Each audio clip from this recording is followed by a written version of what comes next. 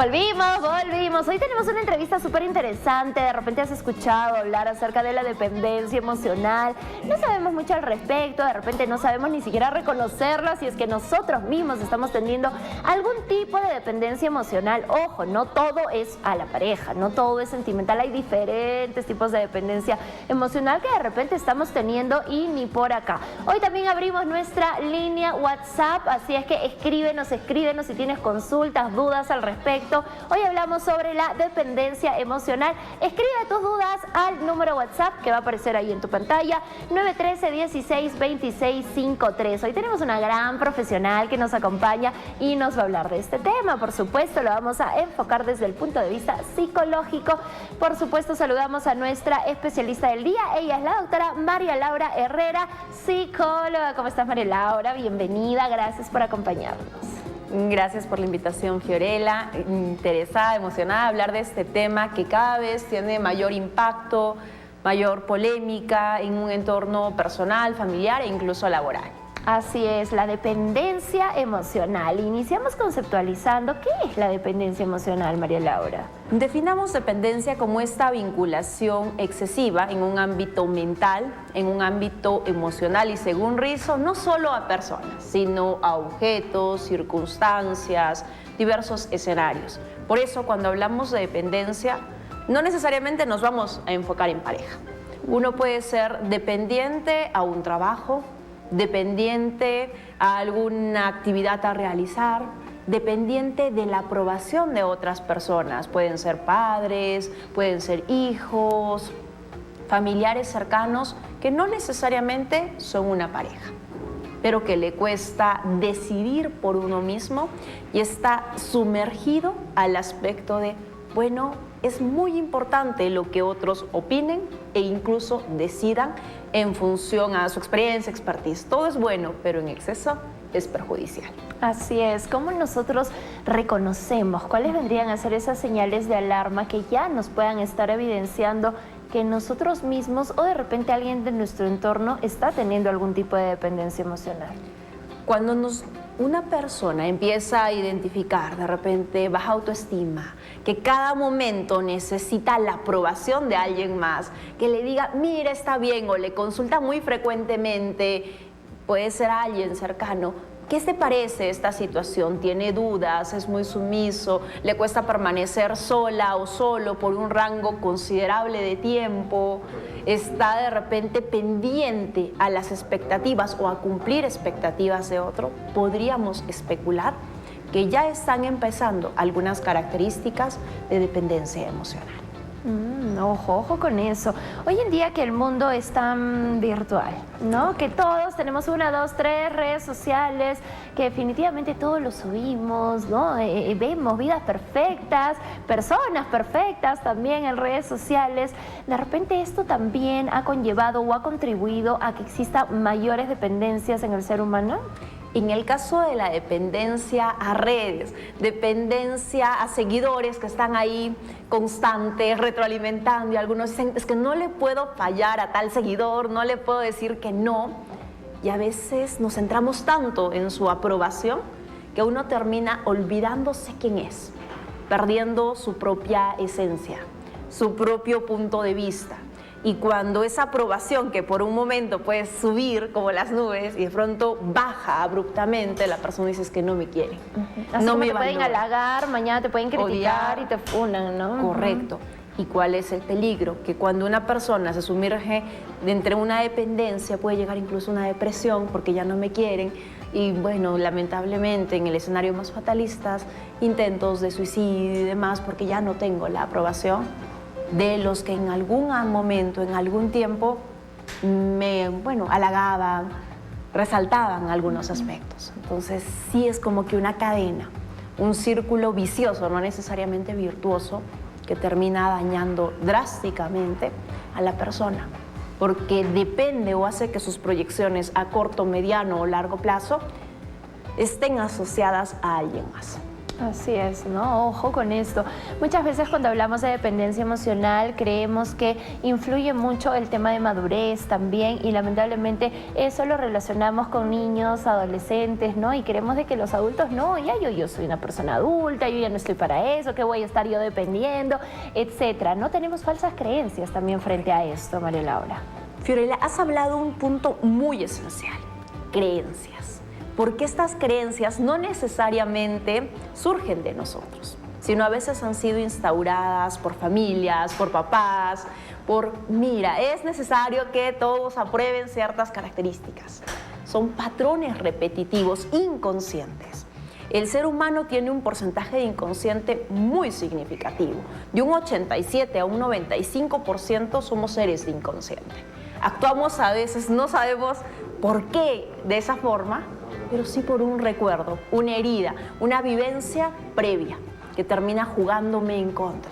Yo reacciono de esta manera porque en algún momento mamá era así. O quería yo recibir la aprobación de mamá, recibir la aprobación de papá, de las profesoras en el colegio. Simplemente no tuve esa sensación.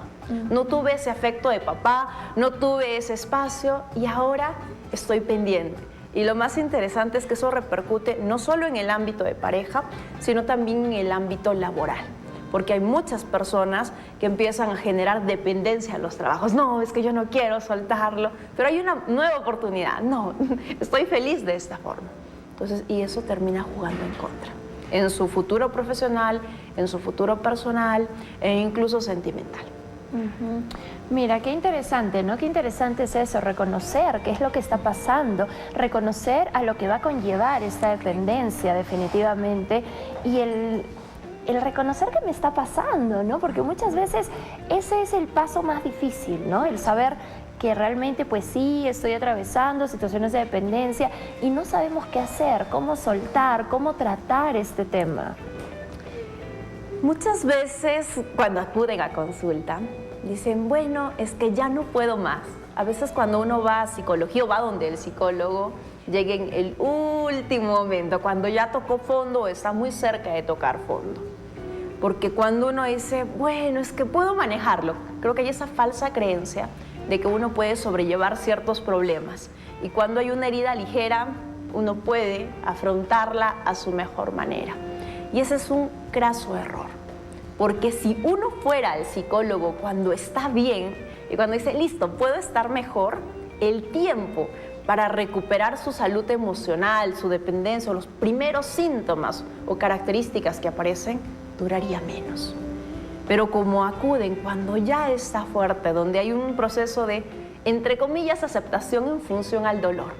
El ser humano aprende desde dos escenarios, Fiorella, desde el amor o desde el dolor. Uno aprende desde lo positivo que le pasa o desde si se cae, bueno, ya no hay más. Es momento de ponerse de pie y levantarse. Pero a veces las lecciones que mejor se recuerdan son aquellas asociadas con el dolor. Y es por eso que este reconocimiento surge cuando a veces se toca fondo. Porque como ya entendía la no tan buena, lo que va a pasar, ya no puedo ir más bajo. Entonces es momento de surgir, de avanzar, de superar. Siempre hay oportunidad, pero depende mucho de la persona. Algo que repetimos a nuestros pacientes es que en su vida solo mandan ellos. Por más que queramos ayudar, somos simplemente un instrumento, un bastón. Pero quien tiene absoluto control sobre su vida eres tú. Es uno mismo. Así es, eso es importante que nosotros lo reconozcamos, ¿no? ¿Cómo nosotros trabajamos este tema, por ejemplo, con nuestros hijos, ¿no? En nuestro rol de padre, que a veces evidenciamos una situación, ¿no? Otra vemos, ¿no? Que definitivamente existen estas dependencias también. ¿Cómo los ayudamos? Niños, adolescentes que están en ese proceso recién de autoconocimiento, que para ellos es difícil aceptar algo, sobre todo en la adolescencia, ¿no? Que creen de que todo lo que ellos dicen así es y nadie los va a mover de esta idea. ¿Cómo apoyamos a alguien más con este tema de dependencia? Primero hay que identificarla. Hay que ver qué características, en qué contexto se da. En el caso de los niños es que mi amiguita ha dicho tal cosa, o mi amiguito, y yo quiero que se lleven bien conmigo. Entonces, a veces desde el cariño, porque no lo hacen de mala intención los papás, le dicen, mira, no, tienes que hacer caso a lo que digan tus amiguitos, o acércate, o es la mamá quien tiene la razón. ¿Quieres ver a tu mamá triste? ¿Quieres que tu mamá se sienta sola? Entonces hazle caso. Y a veces con esas frases, entre comillas subliminales, terminan generando algunas características de dependencia. ¿Quieres que mamá se sienta bien? La intención no es hacer que mamá o papá se sientan bien, sino que el menor se sienta único, se sienta valioso. Y viene un proceso de reflexionar, de neutralizar la situación. Porque ¿dónde surge el problema? Cuando a veces victimizamos una situación o juzgamos una situación. El ser humano suele estar en 3 estados base. Un estado niño, que victimizan todo lo que les pasa, pobre de mí, es que siempre me pasa esto, se niega la situación. Pueden estar en un estado padre, juzgar absolutamente todo, juzgar a otros, juzgar a los compañeros, juzgarse a uno mismo con mucha crueldad. Y existe un tercer estado, que es un estado adulto, un estado de aceptación, de validar las cosas, de vivir en un aquí y en una ahora. Decir, listo, o sea, esto no es lo más agradable, pero pasó. Es momento de entender para qué pasó, y creo que esa es la frase poderosa o las palabras poderosas. ¿Para qué pasó esto? ¿Y cómo me puede servir a mí para progresar, para avanzar, para transformarme? Entonces, cuando uno entiende eso y con el menor, mira, ¿para qué te pasó esto? Es que mi amiguita o mi amiguito ya no se quiere juntar conmigo. Bueno, ¿para qué pasó? Bueno, para que conozcas más amigos, para que puedas interactuar con más. O no, es que en las redes sociales están escribiéndome, de repente si son influencers, y ya no me quieren responder. Listo, ¿qué ganas con ello? De repente otra percepción. Las personas solo dan aquello que son. Una persona que tiene amor dentro de sí mismo va a dar amor. Pero alguien que tiene rencor, frustración, miedos, inseguridades, va a expresar a los demás ese rencor, miedo, inseguridades. Y no es que esté bien o esté mal, simplemente que es una persona herida que necesitará un tiempo y un espacio para manejar las cosas, para sanar a su ritmo y a su forma. Y la vida es tan buen maestro que ten por seguro que en algún espacio de tiempo le va a enseñar a entender ello, a su forma y a su manera. Simplemente somos seres espirituales viviendo experiencias humanas. Exacto, ¿no? Qué bonita manera de ver las cosas. Siempre estamos como que juzgando, ¿no? Y poniendo ahí el dedo acusador. Pero no, entender también pues que no todos somos iguales, pero sí tenemos la posibilidad de mejorar, ¿no? Mejorar día con día. Por ejemplo, las personas que están teniendo diferentes tipos de dependencia al trabajo, como bien lo decías, emocionales, sentimentales, de parejas, muchas veces pues creemos de que esa es precisamente la más difícil, ¿no? La más difícil de soltar, la más difícil de reconocer. Siempre estamos dando 1, 2, 3 mil oportunidades y seguimos porque nos cuesta, ¿no? De dejar de estar con esa persona, o si terminas con esa persona, hay gente que inicia muy rápido otra relación porque tenemos ese tipo de dependencia también. Es que muchas veces, Fiorella, hay un miedo a estar solos. Al ser seres sociales, biopsicosociales, pasamos gran parte del tiempo interactuando con otras personas, pero poco tiempo para disfrutarlo con uno mismo, para reencontrarse, redescubrir sus fortalezas, sus oportunidades, sus aspectos de mejora. Y es esa pareja el fiel reflejo de lo que uno es, porque solo atraemos quienes somos. Todo lo que veas en tu pareja es un proceso de identificación, como una radiografía, y dices, listo, estos aspectos es probable que yo también los tenga, en una menor medida, a una diferente escala y demás. Es que esta persona es celosa. ¿En qué aspectos de mi vida yo también soy celosa? De repente no en la misma intensidad. Pero es que esta persona es insegura. No juzguemos, sino en qué aspectos yo también estoy siendo insegura. Entonces es un proceso de radar que me permite conocer más de mí. Pero también viene la fase de soltar. Cuando algo termina, muchos se conforman o, bueno, se adaptan a algo. Dicen, más vale malo por conocido que bueno por conocer. Y no es eso. Es que cuesta soltar. Cuesta decir adiós a diversos escenarios, a diversas situaciones y decirle gracias. Creo que algo que todavía falta a nivel de pareja es cerrar ciclos. Las personas vienen cuando tienen que llegar. pero a veces no son eternas. Simplemente son aves de paso, llegan por temporadas, para un crecimiento y también en un término, porque llega el tiempo o la fase de decirles adiós.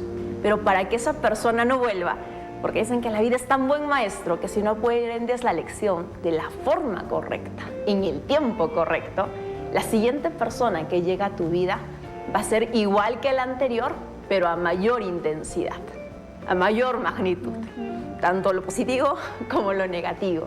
Pero si se le dice gracias, entonces se reduce ese impacto negativo, porque ya se aprendió, porque ya no es negativo, sino simplemente es algo neutral y de aprendizaje. Y si aprendí, no dependo, suelto, porque yo dependo de algo, agarro algo y no quiero soltarlo, porque es probable que me aferre a ello. La pregunta es, una pareja simplemente es un rango de tiempo. ¿Desde cuándo empecé a depender de estas características? Que ahora las reflejo en una persona. Pero ¿qué pasó para que yo empezara con ello? ¿Cuál fue el punto de origen? Ah, listo. Fue un recuerdo de infancia, fue un recuerdo de adolescencia, fue una situación. Lo más curioso en terapia es que a veces los detonantes no son lo que parecen. El punto de origen, porque nosotros lo buscamos como una madeja, ¿dónde empieza? No es necesariamente la edad actual, sino es niñez, es adolescencia o simplemente el comentario quizás menos significativo de su recuerdo, lo que hizo que todo fuera aumentando tipo una bola de nieve, convirtiéndose en letal. Así es, atentos con este tema y si tú tienes alguna duda, alguna consulta, vamos, escríbenos a nuestra línea WhatsApp 913-16-2653 y nosotros vamos a estar transmitiendo pues esa consulta que tú tienes con nuestra especialista del día, María Laura Herrera, y es psicóloga. ¿Qué pasa con el duelo? ¿No? Esta situación a la que todos en algún momento vamos a pasar también. ¿Qué pasa si precisamente aquella persona a la que yo le tengo esa dependencia que no puedo soltar fallece? ¿No? ¿Cómo trabajamos estas situaciones tan complicadas? Dependencia emocional más el duelo. Fiorella, hay algo de lo que tenemos certeza desde el momento en que nacemos y es la muerte. Lo único que sabemos que está imperdible es que en algún tiempo y en algún espacio vamos a dejar de existir, pero no sabemos cuándo. Entonces viene el proceso de aprender a vivir al máximo, de enfocarnos en un aquí y en un ahora, disfrutando cada respiración, cada persona, cada recuerdo, y no sobreviviendo en un piloto automático. Cuando llega este proceso de dependencia, listo, no puedo soltarte, pero si el destino quiere que pase algo, pasará, y la persona por X razón fallece. Algunos se quedan con muchas cosas que no dijeron, con aspectos inconclusos que dicen, ¿y por qué no le dije que tal cosa? ¿Y por qué no terminé con tal persona? Entonces eso resulta más perturbador porque ya no hay a quién reclamarle, a quién gritarle, a quién dejarlo. O bueno, materialmente, a quien insultar incluso. Pero viene el proceso de dejar ir desde otros métodos a nivel de psicología, de expresar a través de una escritura, para algunos terapéutica, todo lo que se siente. Si es necesario gritar al vacío sobre un recuerdo, sobre una foto, hacerlo. Pero también la pregunta es, ¿qué impide que uno deje ir? ¿Qué es lo que impide que uno diga adiós? Ah, bueno, es que no quiero ir porque tengo un recuerdo tan positivo de esta persona o porque fue la única que en determinado espacio me trató bien. La primera pregunta es, ¿qué es lo que me impide dejar ir a esta persona? A veces para otros es más fácil que ya no exista porque simplemente llorar sobre un recuerdo, pero otros también es más lamentable. Todo es un proceso de percepción, Fiorella. Es como se mire un escenario. Para algunos el día nublado puede ser genial porque no hay sol. Para otros puede ser el día más catastrófico porque se ve opaco y sin luz y sin tanta vida.